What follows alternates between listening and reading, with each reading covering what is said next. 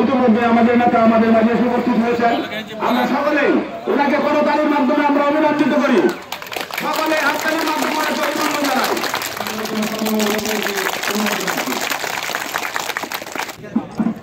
ভাই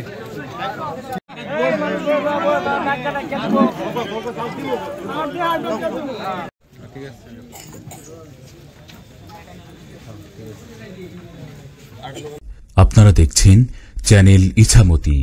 বিলডোডা ইউনিয়নে আয়োজিত আজকের এই শীত বস্ত্র বিতরণ অনুষ্ঠানে উপস্থিত আজকের অনুষ্ঠানের সম্মানিত সভাপতি, উপস্থিত হালুয়াঘাট থেকে আগত আমাদের বিএনপি নেতৃবৃন্দ সহ অত্র ইউনিয়নের বিএনপি ও অঙ্গ সহযোগী সংগঠনের নেতৃবৃন্দ, মঞ্চের সামনে উপস্থিত আমার মুরব্বিয়ান ভাই বন্ধুরা, সকলকে জানাই আমার ব্যক্তিগত পক্ষ থেকে সালাম, আসসালামু আলাইকুম। এই হালুয়াঘাট এবং সীমান্তবর্তী এলাকা ধুবরা নিয়ে আমাদের ময়মনসিংহ একটি সংসদীয় আসন। এটা একটা প্রত্যন্ত এলাকা, একবারে সীমান্তবর্তী এলাকা। আমাদের দলের ভারপ্রাপ্ত চেয়ারম্যান জনাব তারেক রহমান তিনি ক্লিয়ার একটা মেসেজ দিয়ে দিছেন, যার মানুষের কাছে জনসম্পৃক্ততা বেশি, যাকে এলাকার মানুষজন চায়, যে সাধারণ মানুষের জন্য দলের জন্য ভালো বার্তা বয়ে নিয়ে আসবে, যার দ্বারা দলের বদনাম হয় না, সেই ধরনের মানুষকেই মনোনয়নের ক্ষেত্রে দলের জন্য বিবেচনা করা হবে। আমরা সেই লক্ষ্যে দলের পক্ষে কাজ করে যাচ্ছি। আপনারা দেখেন আমাদের দলের অনেক নেতাকর্মীর অনেক কষ্ট আছে, মামলা খাইছি, আমরাও মামলা খাইছি, অনেকে জেল কাটছে, অনেকে বাড়িঘর ছাইড়ে গেছে। আমাদের দলের প্রধান দেশনেত্রী বেগম খালেদা জিয়া 7 বছর পরে তার ছেলেকে দেখতে পারলেন, তার নাতি নাতকরকে 7 বছর পরে দেখতে পারলেন। এই দেশের মানুষের জন্য, এই দলের জন্য উনি বাংলাদেশ ছেড়ে যান নাই। আমাদের বুঝতে হবে আমরা কেমন আদর্শিক লোকের রাজনীতি করি। আমাদের দলের প্রতিষ্ঠাতা শহীদ রাষ্ট্রপতি জিয়াউর রহমান, যিনি একজন সেনাপ্রধান ছিলেন, যিনি স্বাধীনতার ঘোষণা দিয়ে রণাঙ্গনে মুক্তিযুদ্ধ করে বাংলাদেশের স্বাধীনতা অর্জনে গুরুত্বপূর্ণ ভূমিকা রেখেছিলেন, তিনি পরবর্তীতে রাষ্ট্রপতি হয়েছেন। সারা দুনিয়ার মানুষ, সারা বাংলাদেশের মানুষ একটি অভিযোগও জিয়াউর রহমানের নামে তুলতে পারবে না।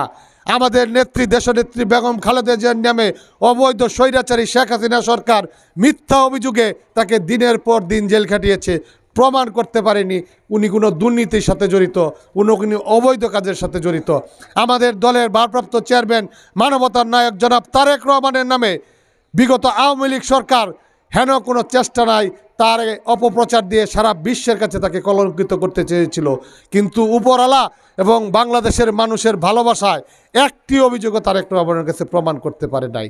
সেই দলের কর্মী হিসেবে আমি হালুয়াঘাট দুবরায় কাজ করছি, সেটা আমি গর্ববোধ করি, সেটা আমি অহংকার বোধ করি। এখানে রাজনীতি করতে এসে দলের ভাবমূর্তি ক্ষুণ্ণ করব, নিজের ফায়দা লুটবো, সেই ধরনের রাজনীতি আমি করব না, কাউকে করতেও দিব না ইনশাআল্লাহ। আমি ব্যক্তিগতভাবে এই এলাকায় রাজনীতিটাকে এরমভাবে তৈরি করেছি যে না, আপনার ইলেকশন করতে হলে আপনার আগে থেকে মানুষের কাছে আসতে হবে, মানুষের জন্য কাজ করতে হবে।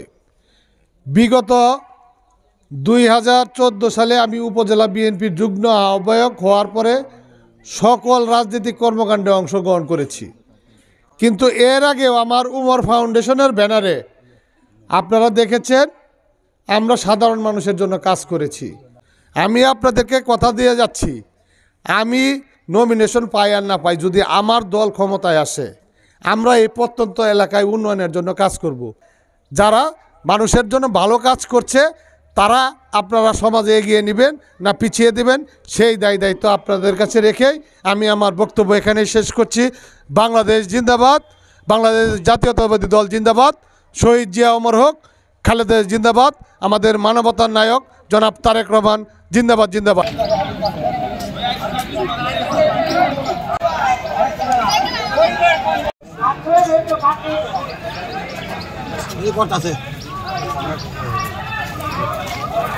সবার আগে সর্বশেষ সংবাদ পেতে আমাদের চ্যানেলটি সাবস্ক্রাইব করে বেল আইকনে ক্লিক করে রাখুন।